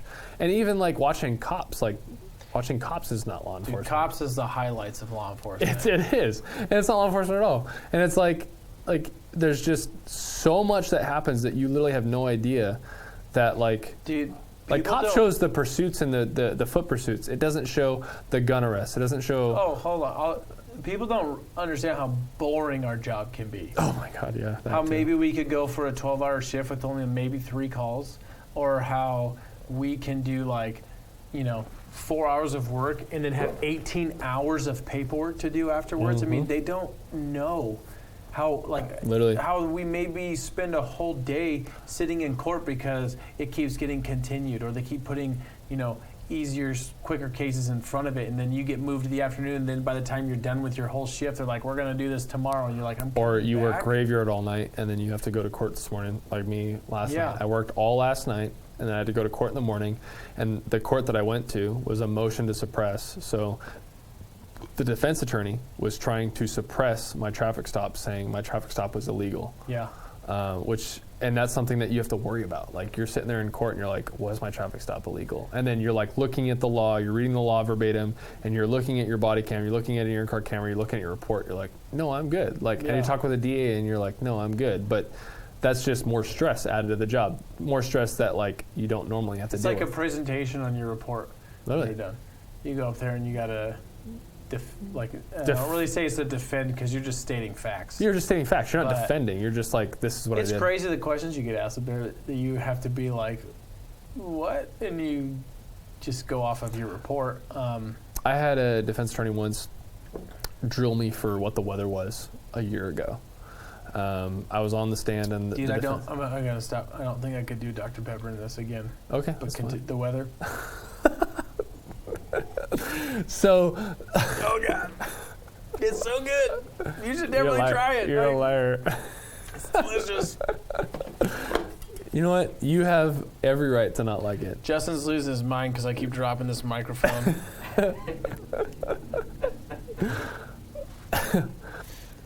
Sorry, the weather a year ago? Yeah, no, I got drilled by a defense attorney for the weather a year ago. They're like, officer, do you remember what the weather was that day? And I was like, I don't recall, because I read my report. I was like, this is what I responded to. I watched my body cam.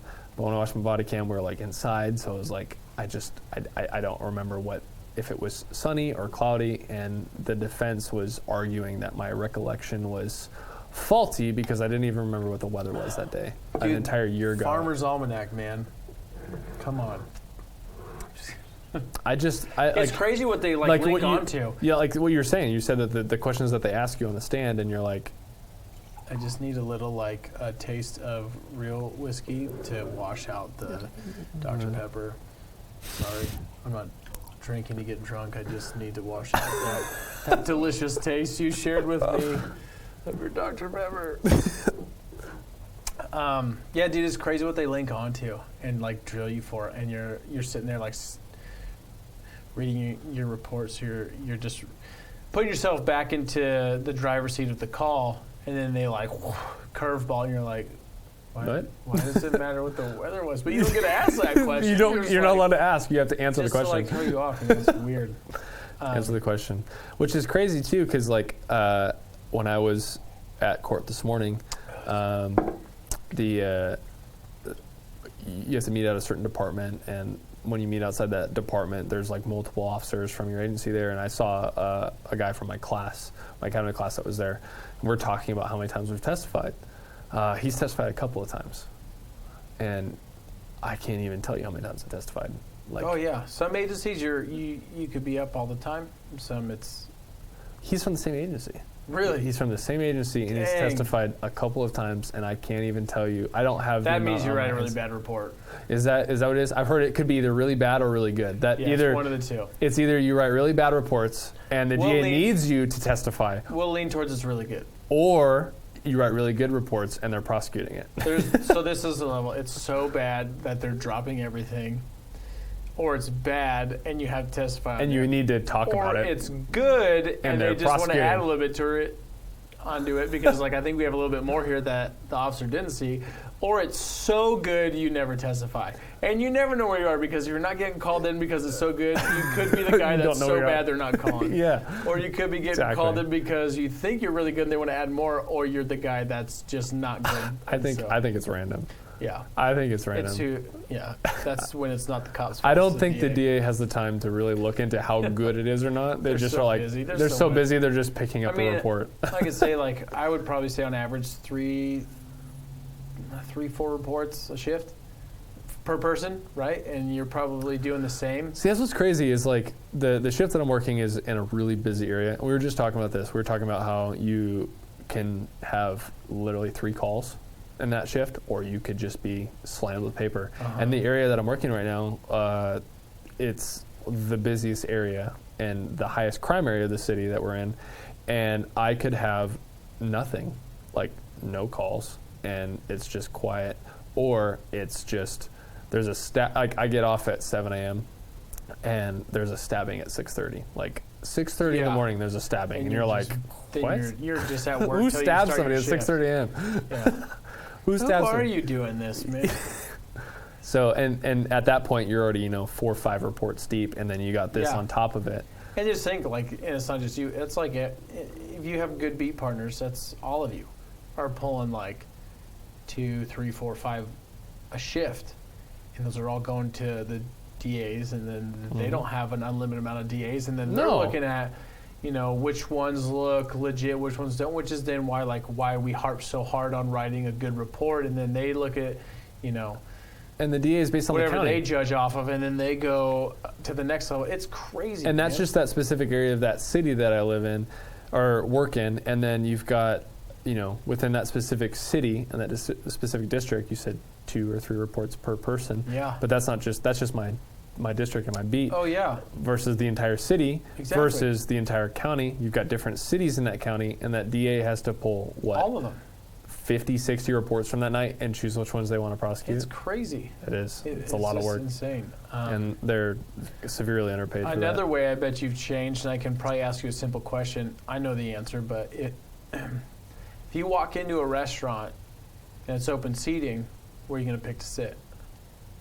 Are you asking like as a cop? Are you going to? No, as you, like now. Right now, where am I going to pick to sit? Where are you going to sit? Up against the wall, watching the front door. Yeah, where did you sit 2 years ago? Up against the wall, watching the front door. Would you, or would you have picked the spot where you could see the TV better to watch the sports? That's tough because it depends on what. Like, if there's a game that I want to watch, I'm watching the game for sure. Yeah, but now 2 years ago, I would choose watching the front door rather than watching. 2 the years TV ago, now. you would have been torn between sitting against the wall, watching the front door, watching the game. And now it's not even a question. It's not even a question. It's not even a question. Why? Yeah. Why do you have to watch the door? Just the amount of calls that I've been to that situation's happened at. Because you want to be ready. Like nobody, dude. All I'm trying to do is not like single you out. That's all of us, military guys, cops. Like we pick a spot where we know that nobody can come up behind me. The threat has to come from the front.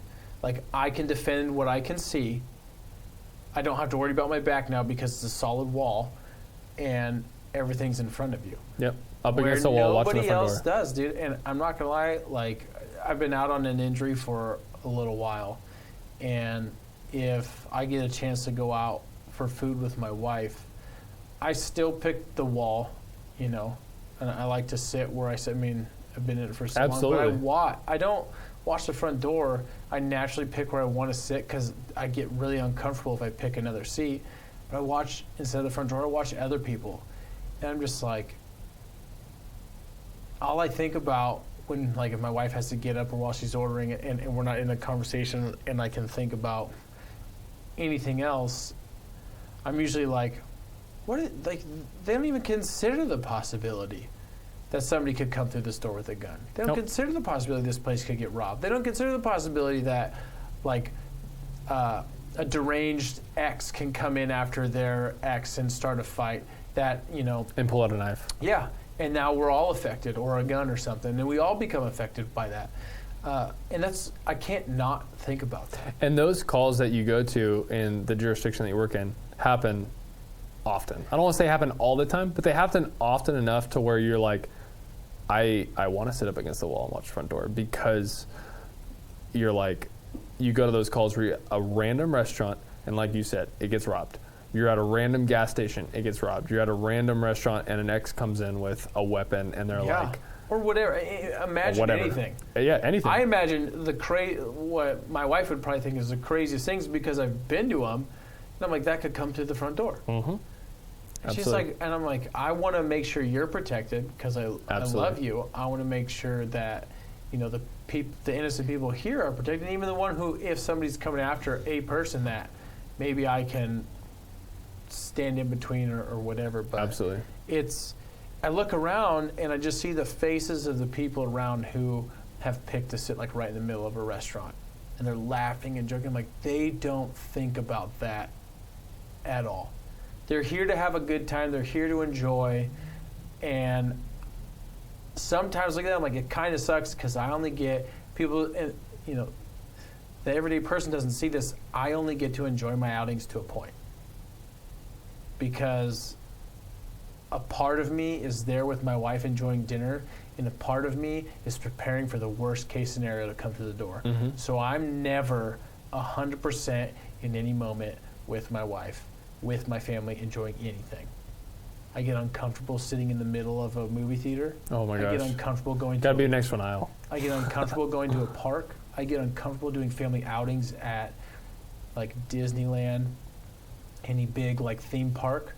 My head's always turning. As much as I want to turn it off, I can't. And what's worse is the moment I see the one thing where I'm like, I would have picked that up on patrol, I'm done. I'm following that Just person or that incident the whole time. I'm tracking it because I'm like, if anything's going to happen, just from my experience, this is like the type of, I'm not like profiling race or anything. It's just like criminal profiling. They've done something like, usually it's a trigger. One time it was just the way an argument occurred between a couple. Mm-hmm. And I was like, that's going to turn. That's going to turn sideways. Or the way somebody did something that reminded me of a call I was on. I was like, that's where it's coming from right there. That's my number one threat that I know of right now. That's got where I'm worried about everything else. That is going to take a little bit extra worry. So I'm going to check everything else, but always go back to this. Check everything else and go back to this. And sometimes, man, my wife will have like dish out a few sentences to me, and I'm like doing my scan, like to make sure and she'll be like, "Are you going to answer me?" I'm like, I didn't even know you're talking. What'd you say? Yeah. Like, don't talk to me. I'm busy. Can't you tell? I'm at work with the family. You ever talked to a firefighter about like their threats? Fire? Yeah. No, that's their threat. Fire. No. So I'm just kidding, man. It's hard to talk about heroes, dude, when you do the hero work. Yeah. Just kidding. The second responders. Have you ever talked to a second responder about their? The first to arrive, second to go in. Absolutely. First to arrive, but you get there and you pass them like, were they sleeping? I think they're sleeping in their car. Oh man, 14 of you showed up for this guy having an issue, but you called for one police officer to show up. The one guy. Sure you guys can come in now. You guys can come in now. Yeah. All 14 of you can come in now. It's fine.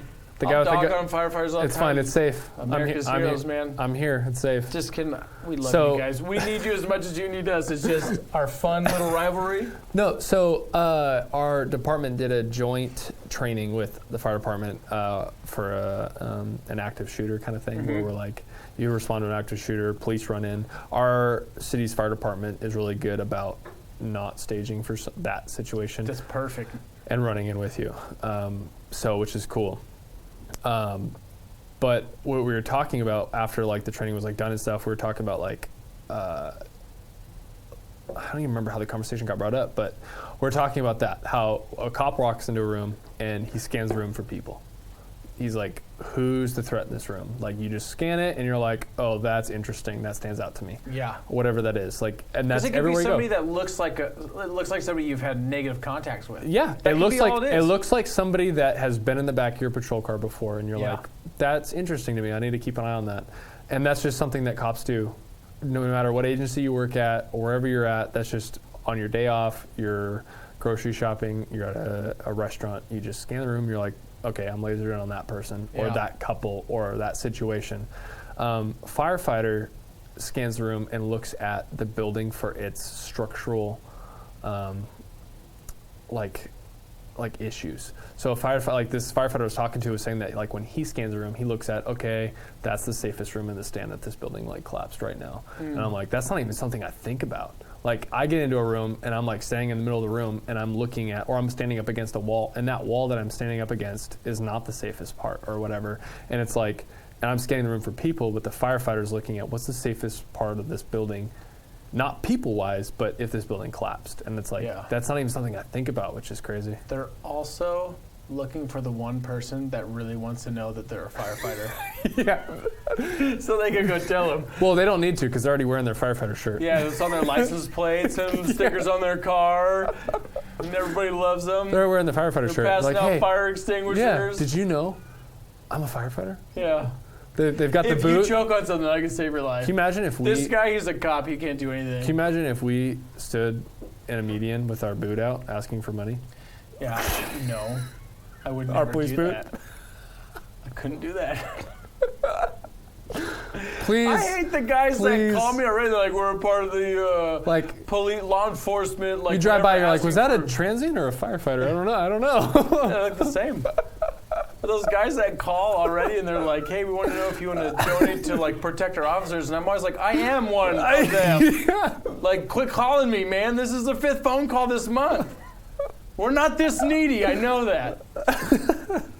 Yeah, dude, I love dogging on firefighters. Oh, and they dog on us too, which is it's the friendly banter. Yeah, it's like it's like in the military. You don't get to make fun of the other branches unless you've been in because it's a brotherhood.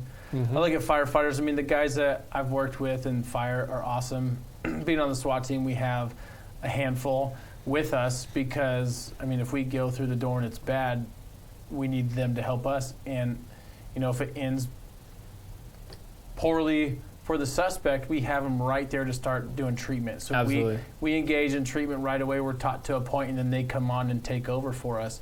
And then we can get suspect out and get them treatment. Because, I mean, going back to kind of what you said, like, people don't know what we do. We don't go around, even if it's like a tactical team, to kill somebody.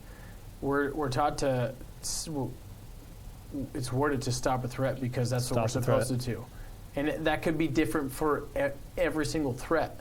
But the moment that we stop it, we're also now, I mean, and it's one of those steps we took because it wasn't always like this. But we harp hard on, if you get into this situation where you've pulled the trigger and now everything is safe and the person's down, we're going to start care. Someone's got to start care. And we do a good job in our trainings to do that. And we do a good job with our fire guys on our team to do that. And so, like, as much as I dog on them, there's so many times I'm like, dude, I'm so glad you guys are here. I can't tell you how many accidents I've been on. I'm like, I'm literally about to do CPR medical aid on this guy, and one that comes to mind is I had a trainee. We roll up on this accident, dude, going 50 on a 55 mile an hour road. Deer comes out, and he's on the Harley, hits it, flips off of his bike. It's a deer on a Harley? Yep, and he just goes head over handlebars, boom, boom, bikes all the way over on one side, and he's like, we just lights on, pull over, block the whole road, and he's just yelling, he can't feel his legs, and my trainees got former military experience. We grabbed the med bag, which we're like, we don't know what we're really going to do with this, but we want to have everything out that we have medically in case we need it. Stabilize his head, and we're both like, okay, I guess we're about to like render aid, and we're not the best at this. Like, okay, you're breathing, we're doing all this, and as we're kind of like, I hope we're doing it right, fire shows up, and I'm like, oh, thank God. Yeah, absolutely. Holy cow. For sure. And the same time, dude, I've rolled up on somewhere that it's like the captain's outside, and he's like, hey, we came to this call. It was like a nothing call. Husband or wife said this, and I just got a weird thing, dude. Something's going on in there. And I've rolled in, started talking to people, come out. I'm like, hey, good call. And I call them for backup. And like, dude, something's going on where they pick it up and they call us. And I'm like, as much as we dog each other, we work together. And it's one of those things where I'm like, you don't get to make fun of firefighters. You don't get to make fun of cops unless you've been one of us. Unless you've been one. Yeah, like I was working in an area of our city where my partner and I were just parked outside and we saw this black smoke. I'm like, that's weird. And then all of a sudden you hear all the fire engines and we get out there and we're helping them do traffic control and stuff. But watching this it was an important building in our city that was just engulfed completely. Yeah. And we just on-viewed it. And when fire responded, watching them like work was crazy. It was fascinating. When it was it's like fire, fascinating. they go to work when hard. it's a legit fire and they're going to work, they're moving and they've like their training's kicking in, and it's like this is cool to watch. Like watching them work is cool. I was on an accident once where a vehicle rolled over and there was 4 juveniles trapped in the car. They all ended up getting brain dead, which was super sad. But when me and my partner rolled up first, that was one of the ones that sticks with me because you just have like 4 kids inside this car. None of them were licensed. They're all like 14, 15. They were just joyriding in this car. Car flipped, like wrapped around a tree. And we get there and we're trying to like help them. But the car is crushed. Windows are crushed like completely, so you can't pull them out. Couldn't pull them out. Like there's nothing. So you're just listening to them scream, and fire comes up, and they've got like the jaws of life, and they're peeling the car open, and just watching fire work is like, it's fascinating. Like you can make fun of them, and like we can make fun of each other. We make fun of fire. Fire makes fun of us, but like, and I know fire probably thinks the same thing about us when we roll up on certain calls. They're like, that's cool to watch, like how cops work, and like same thing with fire is watching them work is like that's cool to watch how fire works. We need us as much as we need each other. Need us, yeah. We need them as much as they need us for sure. Yeah, they're in the same boat with the seeing traumatic stuff, and you know, going back to the very beginning, I know your perspective of life is changing. Your perspective of your job's changing. Your perspective of what you once knew and what you're learning to know now is changing, and it's going to continue to change. There's other people that are in that same boat. There's people that are ahead of you, people that are behind you, that are all have all gone through it or are going through it. Even though your family, you have the member in your family that is help, I always encourage, and I'll encourage anybody who's watching, like just start. Go through therapy. Your agency will pay for it. Your insurance pays for it. You get your sessions. A good agency, a good insurance company is going to pay for it to make sure that you're mentally ready and sharp to go out on the street, to help unpack the stuff you fit in your bag. I go through it, dude. I had a buddy. How often do you go? I try to go once a month. Okay. If I can get 2 in a month, I take it. But it's also. Is that an insurance thing, or is that just like a time thing? No, it's not insurance or a time. It's more of a time thing, but it's not necessarily my time. So insurance could pay for more if they wanted to. Yeah, okay. and everybody has their own insurance that has their own like rules on each one, right. on how many sessions you get and for what instance and whatever it is. But it's not necessarily my time. It's also got to do with my therapist's time, because I see a therapist that specifically sees first responders, mainly law enforcement officers, and if her schedule gets super busy, then I have to push it out a little bit farther. So if it's open, I take it. If she doesn't have an open schedule, I usually do once a month. Super helpful. I had a buddy lose the battle to depression, so I'm super big on the earlier you can start in this to help you not get to that point, the better.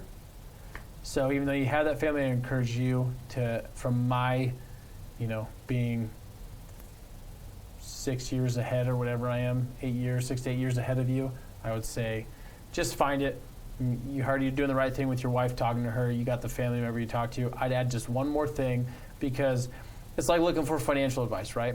You're going to have your dad that does one thing, your family that does something else, but there's always that one guy that's like, dude, I do this for a living. If you come to me, I will get you set on track right. Mm-hmm. Like these people do it for a living. The calls we've seen, they've heard thousands of times because they talk to every single first responder if you get the right one. So I always encourage you, if you are feeling that, go through it. Don't get to the point where it just feels like the only way out is to end it all, because the wake you leave behind is a massive ripple effect. Absolutely. Look into it. Agencies usually provide it, but Christian, thanks for being here. Great stories. I think you're on an awesome track with your law enforcement career. Excited to see where you go with it, and who knows, maybe I'll get off my injury sometime soon. Thanks, dude. Cheers. Cheers.